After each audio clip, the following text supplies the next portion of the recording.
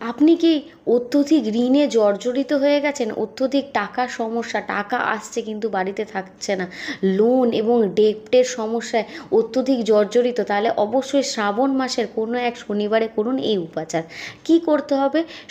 কোনো এক শনিবারের ভোরবেলাতে একটি অশ্বত্থ গাছের তলায় যাবেন, সেখানে কি করবেন, একটা ঘিয়ের প্রদীপ জ্বালাবেন, আর তার সাথে কিছু কালো তিল আর একটা টাকা সেখানে রেখে দেবেন পাশে। আর সেই সময় মহাদেবের উদ্দেশ্যে নিজের নাম গোত্র জানিয়ে নিজের মনস্কামনাটা জানান যে, মহাদেব দয়া করে আমাকে এই ঋণ থেকে মুক্তি দিন বা আমার এই সমস্যাটা দূর করুন। দেখুন, আপনি যে কোনো শনিবারই করতে পারেন, তবে শ্রাবণ মাসে যেহেতু মহাদেব নিজে কানে শোনেন বলা হয়, তো শ্রাবণ মাসের কোনো এক শনিবার অবশ্যই করুন। এতে কিন্তু শনিগত যদি আপনার কোনো দোষ থাকে, শনিদেবও খুব মানে সন্তুষ্ট হবেন এবং মহাদেবের কৃপায় কিন্তু আপনি অবশ্যই এই ঋণগত সমস্যা বা আর্থিক সমস্যা থেকে কিন্তু অবশ্যই মুক্তি পাবেন। আর এই টোটকাটা করতে কিন্তু শ্রাবণ মাসের কোনো এক শনিবারে একদমই ভুল